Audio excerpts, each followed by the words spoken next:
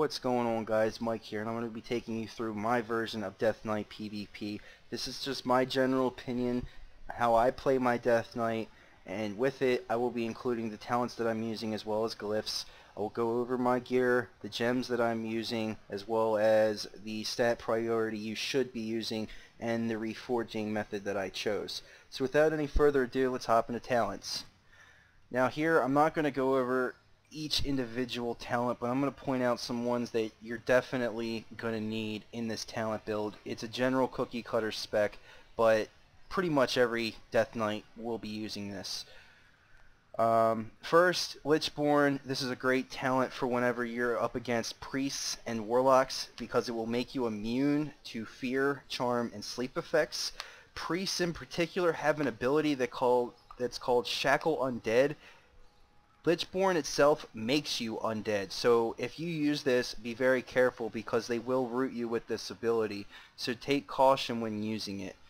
Also, on a Pale Horse, this is really handy in Battlegrounds because it increases your mount speed by 20%, so you, for example, playing Warsong Gulch, Twin Peaks, you can get to the opposing team's flag room in like no time at all. This is assuming that there aren't any speed increasing buffs such as the Paladin's Crusader aura.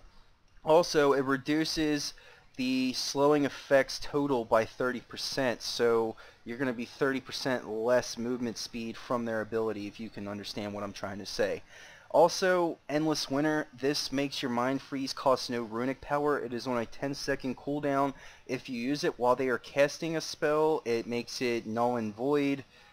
It's basically just an interrupt. No spell in that school can be cast for 4 seconds. It's definitely good. Killing Machine, this is the ultimate talent because what it does is it makes both Frost Strike and Obliterate proc and increases its damage. Now with Frost Strike, you want to make sure you only use it on leather, mail, and plate wearers because the percent damage is also added in with, if I'm not mistaken, 524 frost damage. So basically it converts all over as frost damage, which means that it'll bypass their armor much more than the Obliterate ability, which is just raw attack power. In which case, Obliterate should only ever be used on mages, priests, and warlocks because obviously cloth can't withstand a beating as much as leather, mail, and plate for obvious reasons. You only want to use Obliterate on the cloth wearers because it will do way more damage to them. Also, Pillar of Frost, this is a damage buff for you, and it also keeps you from being knocked back, so if you use the Druid's Tidal Wave or whatever it's called, or if a Shaman uses Thunderstorm, you won't be knocked back, plus you get a strength buff by 20% in the last 20 seconds. It's on a 1-minute cooldown. In my opinion, you should always have this on cooldown. You should always be using this. Moving over, Brittle Bones, this is a lot better than taking Improved Frost Presence. A lot of people take this, but Frost Presence is pretty much obsolete. If you're Frost or Unholy, use Unholy Presence. If you're Blood, just use Blood. If you use Brittle Bones, it'll increase your strength by 4%, and it'll increase the damage that other players take by 4%. So it's like 8% bonus damage you're doing to other players. And it's a passive ability, so you'll always be doing this. This is just an added damage buff to you. Also, Hungry and Cold, as you may have known in the past, it was an instant cast ability. Now, unfortunately, it is a cast ability. It's on a 1-minute cooldown, but if you're doing arenas and you're with another DPS, this definitely helps because this is the only form of CC that we have. So use it with care, especially use it when you're not being targeted. I will show you my add-ons in a minute that will let me decide whether or not I am actually being targeted.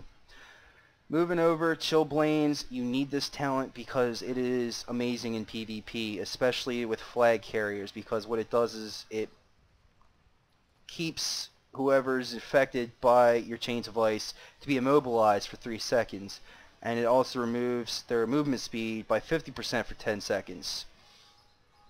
Lastly, Howling Blast, you need this. This replaces Icy Touch. This is your runic power builder, and it's also your rune dumper.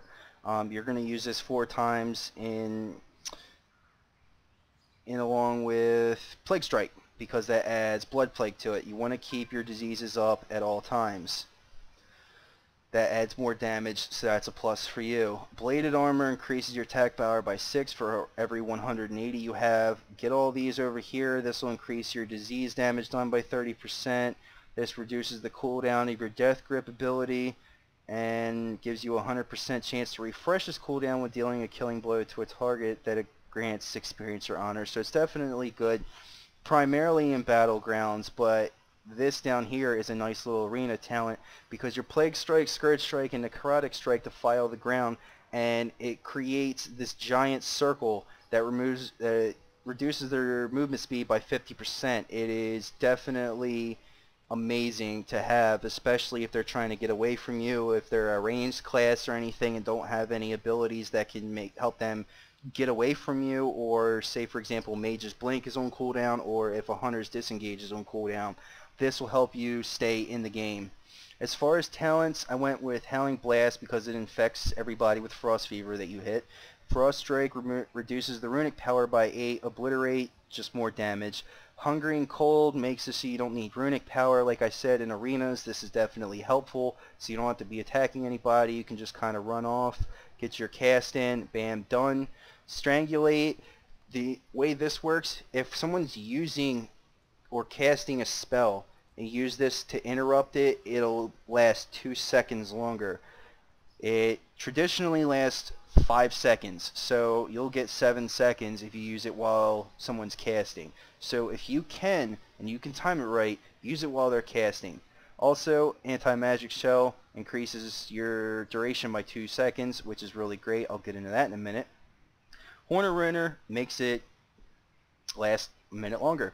Good. There's not really a whole lot of options when it comes to your minor glyphs. As you can see down here, this is all we have.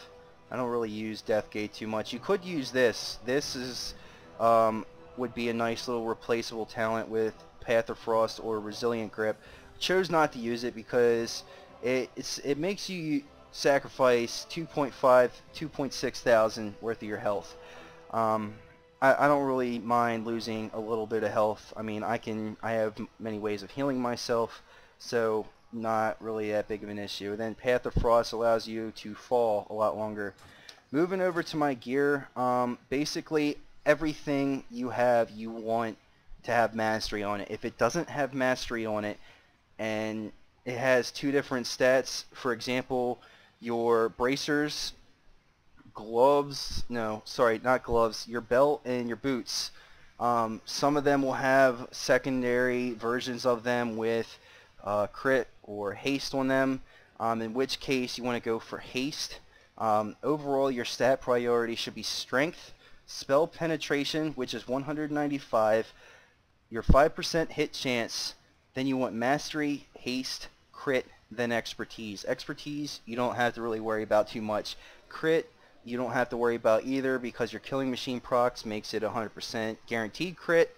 Haste makes you attack faster, so get all your gear with haste, and even though you have haste on it, still reforge it to mastery. Mastery will increase all your frost damage, so especially when Killing Machine procs and you hit them with Frost Strike, you're going to be doing a mess ton of damage.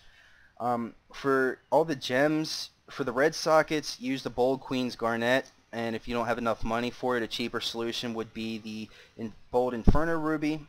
For the Meta socket, I'm using a Reverberating Shadowspirit Diamond for all sockets in all of my gear, with the exception of my belt. Yeah, belt, gloves, and pants. I'm not using a strength gem, but I'll get into that in a sec. For your enchants, get the 2 PvP enchants. I don't really need to see the name. I don't need to say the names. You can just go find them. Get the hit necklace. You need that. For your cloak, you want to get greater spell piercing enchant, which gives you plus 70 spell penetration. For the chest, you can go 2 ways. You can either get mighty resilience, or there's another one, I can't remember the name, but it gives you plus 20 all stats. I don't have enough money for it right now, so I'm using plus 40 resilience. Resilience is something that a lot of DKs say they need because they feel that they're squishy. I do not feel that that is the case. So I'm just going raw strength as if I was a warrior, and it's helping out quite a bit. For the bracers, you want to get major strength, but right now I just have plus 50 haste because I didn't have enough money for strength. For your hands, you want to get mighty strength. Belt, you want to get the Ebon Steel belt buckle. It'll let you get an extra slot. For legs, you want Dragonscale leg armor. For the boots, you want plus 50 mastery rating, or you can get plus 50 haste rating, but like I said, mastery is a definite plus. We need that. As far as reforging, just reforge everything into mastery. All your gear, try to get it with haste. If you can't get it with haste, don't worry about it. Just reforge everything to mastery. Trust me, it'll help you in the long run. As far as getting your spell penetration, after you got the greater spell piercing enchant for your cloak, get what's called the Stormy Deepholm Iolite. If you can get 2 of those and put one in your gloves and put one in your belt, you will be at 196 spell penetration, making it hit the cap by 1, in which case you can add 2 more strength gems in here. Another thing I'm playing around with is getting, as you can see, the plus 20 resilience, plus 25 spell penetration. Once I get my cataclysmic belt, I'll put a Stormy Deepholm Iolite in there, and then I'll be able to get 2 strength gems. But another way you could approach it is getting a double stat gem that's strength and mastery. If you can find one of those and you really want the socket bonus, I mean, it's totally up to you. I'm not doing it, but get that instead for your pants or whatever you want. I'm not really worried about plus 10 strength here. I'm not worrying about 20 resilience there. It's not that big of a deal. Using your rune forge, use Rune of the Fallen Crusader because it has a possibility of giving you a little bit of extra health. All that fun stuff. Relic, just add a strength gem in there. In this case, I actually have critical strike in the hit because I was at 4.98% hit before this, so definitely needed that. Last but not least, just the general idea. It's not really a rotation, more situational, but for every class, you want to make sure that you're just using Howling Blast and Plague Strike to basically deplete your runes. Keep your runes depleted if you want to succeed as a Death Knight. That's when you're going to be pushing out your most damage, and a lot of people like to leave their runes just sitting up. Necrotic Strike uses 1 Unholy. Use that against anybody that's being healed or for healers healing themselves. Just any heals going out, use this. It absorbs them. It's great. Death Strike, you get yourself healed with it. That's a way to heal ourselves. Another way is to cast Lichborn, which makes you undead. If you use Death Coil, you will heal yourself. Just cast Lichborn, target yourself, use Death Coil on yourself, you're healed every time you use it. You can usually get about 2, maybe 3 Death Coils on yourself, which will do quite a bit of health. The last healing method is summoning your ghoul, demon, zombie, whatever you want to call it, then use Death Pact, and that'll give you some added health. It's definitely helpful when you're right on the edge, you're about to down somebody, but you just need to hold on a little bit longer. Use that. Dark Simulacrum, you want to use that especially on healers because what it does is it basically spell steals them, so you can use whatever recent spell they just used. So if it's a heal, a knockback, a stun, whatever the case may be, you're going to be able to take it and use it for yourself. Death and Decay is helpful for arenas when you're fighting against stealth players, because sometimes if you time it just right, throw it down, you can catch them in stealth, in which case you would end up using Blood Boil. If your Death and Decay is on cooldown, just spam this a couple times and that'll break them from stealth. Hungry and Cold, I explained earlier. Use Blood Tap only if your Strangulate ability has been used, but it's off its cooldown, but you don't have your runes. Like I said, keeping your runes depleted is helpful. Using your Blood Tap will make one of them runes come back and allow you to use Strangulate again. This is definitely helpful on casters, especially Frost Mages, because their damage is insane. Anyways, Empower Rune Weapon. This makes all your runes come back to life for a second chance at bursting. This is especially helpful if you're fighting a healer and they're almost dead, but they're getting them really powerful heals off. This is your last chance to burst them down, so use that. It also gives you 25 runic power. Also, the last part of this would be your strength buffs. You can macro these together or click them. I mean, it's not hard to make a macro. Slash cast, you know, whatever your trinket is, and then slash cast Pillar of Frost for your extra damage, which is also great. One other last thing I want to make note before I get off of here is that if you use both of these and you really need health, because your strength is being increased, all your abilities are being increased. So with that being said, if you cast Lichborn, target yourself, and then use Death Coil on yourself, plus having them two strength increasing trinkets in there, you're going to heal yourself even more. Test it out. It works. It is amazing. Even if you just use Pillar of Frost, make sure you use it all the time. Keep that on cooldown all the time. If you need a heal, bam, use Lichborn Death Coil and you'll get a lot more. Thank you for watching my video. If you have any comments, questions, or concerns, you want to discuss anything, got any more questions for me, I'm going to keep saying a thing multiple times. You know what to do. Please like, favorite, subscribe. Thank you very much for watching. I look forward to making more videos for you. And without further ado, I am out.